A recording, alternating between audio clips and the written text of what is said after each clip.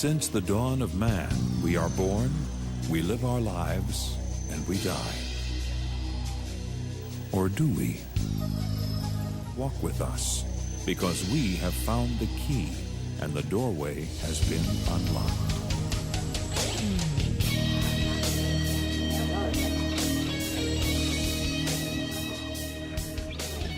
Thanks for joining us today.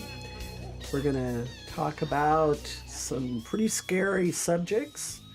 But before we go any further, speaking of scary subjects, we have a special guest. We are pleased to announce we have my fellow ghost hunter and best friend, Professor Greg T. Pejsar, in the house. Hi, everybody. It's great to be here with my ghost hunting pals. Hey, welcome, Greg. Thanks for joining us. It's nice to be here. All right. Well, today, Terry, we're talking about the kids are not all right. No, they are not. They are not. And what should we do about the children, Terry? Well, who doesn't love a little kid, you know? True. Yeah. I mean, there are some people out there, but we've heard so many accounts of people being haunted, for lack of a better term, by ghost children. And these are ghosts that appear to be very helpless, small children. The accounts are always the same. They see this child dressed in a white gown, always white. And once in a while, it's maybe period clothing, but there again, always the ethereal white. Yeah. And it could be a boy or a girl. We've heard both. Yeah. And they seem to be in duress. They're very sad. They need help. But also, in tandem with this sighting, is a very large, menacing, dark shadow type of entity. And we've heard of everything from like almost a shadow person account to very large, 8 foot tall, menacing. And the person who is taking this all in is terrified. But yet they want to help that child. Oh, that child, they're drawn to it. And who wouldn't be? Well, yeah, because your instinct would be to protect the child. Exactly. Do these children appear to be normal babies, or are they? Yeah, I mean they're human in form. They're not. We have heard accounts of baby ghosts, but it's usually audio, a baby crying. Yeah. But these actual sightings, these are children anywhere, I would guess, from maybe 4 to 12. And Okay. But their appearances are always relatively the same. Now, period clothing. Sometimes they're, you know, Shawn, you've heard it. Yeah. There was one that we went to where it was a fire station, had been a fire station. Yes.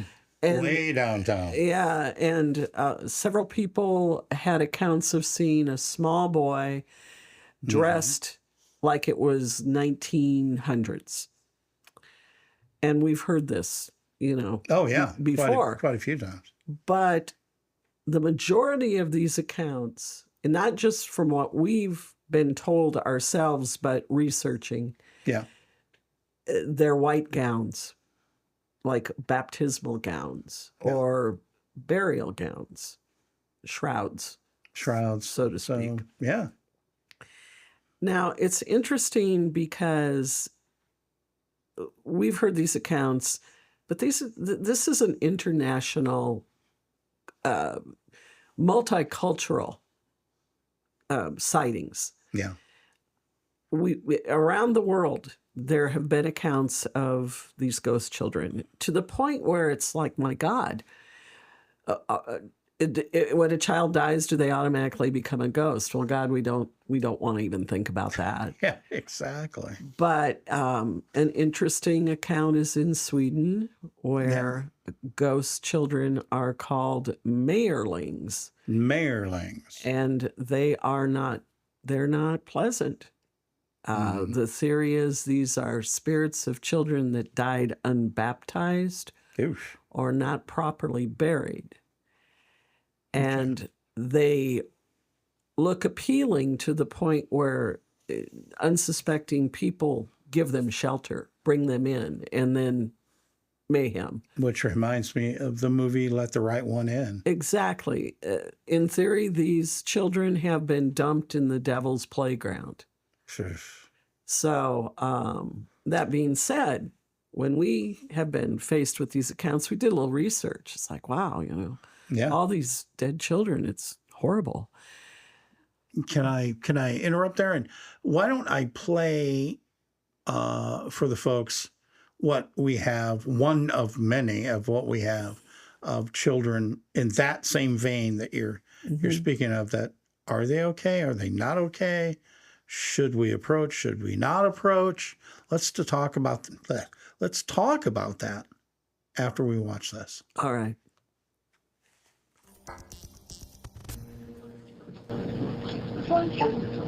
Running a picture.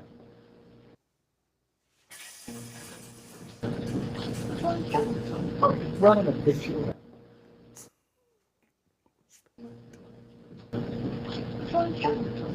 Running a picture.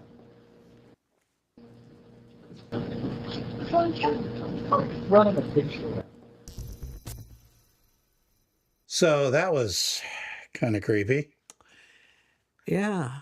It's the singing is kind of maybe a draw, like drawing an adult into. Well, it's definitely a child. And it's not a child that's crying. It's more of a Like playful. Playful.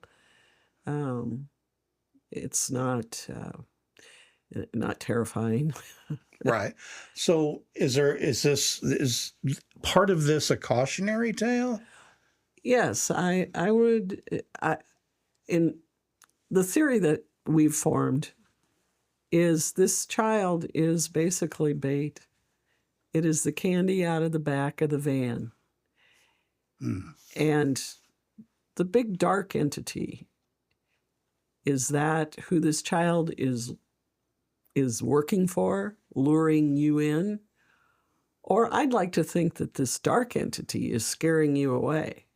Maybe helping you or telling you to avoid. Because if you recall some of the accounts we've had, I really felt compelled to, kind of help this child, but that thing was so scary. I had to get out of the room.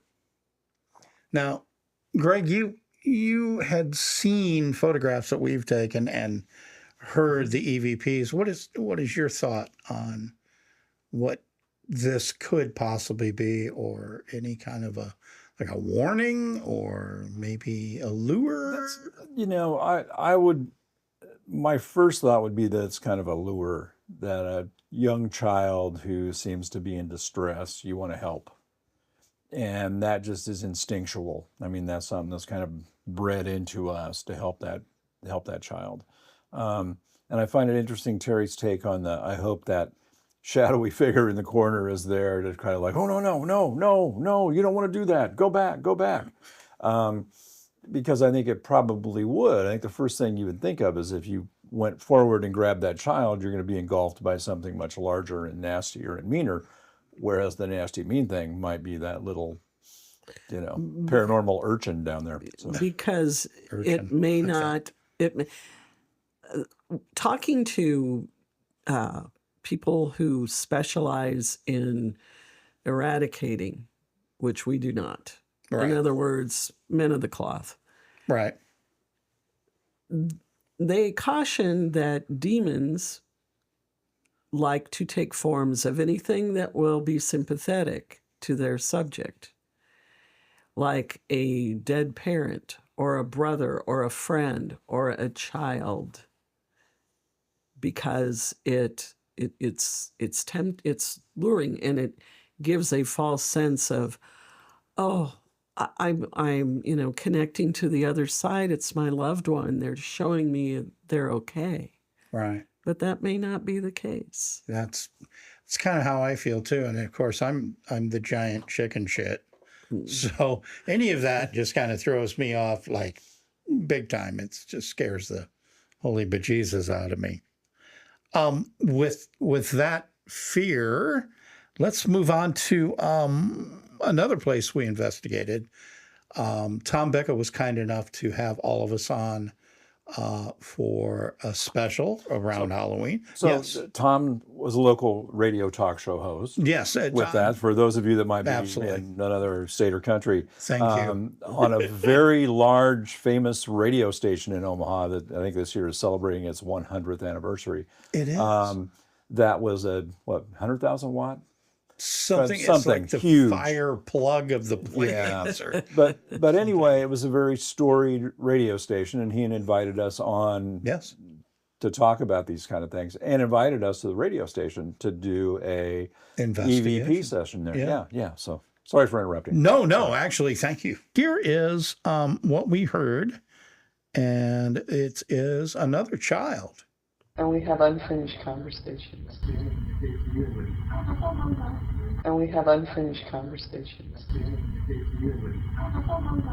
And we have unfinished conversations.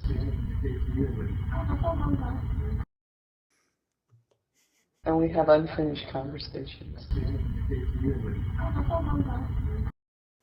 So it's another child singing. Bum, bum, bum, bum, bum. Bum, bum, bum, bum. Yeah. And dear listeners, we did not hear that with our ears, just to clarify that. Nope, because I'd have been running. It was probably what, 2:15 in the morning. The place Yeah. was just deathly quiet. Yes. One individual there that worked overnight was kind of our guide as what was going on. Yeah, So, exactly. Yeah. Yeah. And with that, that's another child, and that's kind of another singing is almost a lure. Speaking of the gentleman that was our guide, he was trying to explain some of the unusual noises that he heard, and we caught another EVP that seemed like they were trying to explain what he was trying to explain. Let's play that. But it wasn't. It was like this, but it sounded like it was coming from the other side of the room. Sorry.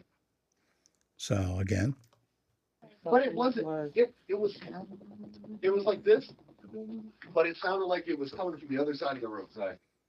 But it wasn't. It was like this, it but it almost. sounded like it was coming from the other side of the room. Sorry. Sorry, jumped on the audio there. It sounds like there's like the explanation of what he's trying to do. Yeah, almost Yeah. contradictory. Like, no, it was like this. Yeah. And Yeah. Greg, you had mentioned earlier, it sounded like multiple. Yeah, I mean, it sounded like an older woman saying, "Oh, it was," and then there was a kind of a lullaby tune that almost sounded younger, and then a response after that. So it was pretty interesting, and I was there. I did not hear that. Yeah. I did not hear that. We did not. But no. but that being said, Yeah. that location was not at all had no stories of anything malevolent or any accounts of people feeling threatened. Mm-hmm.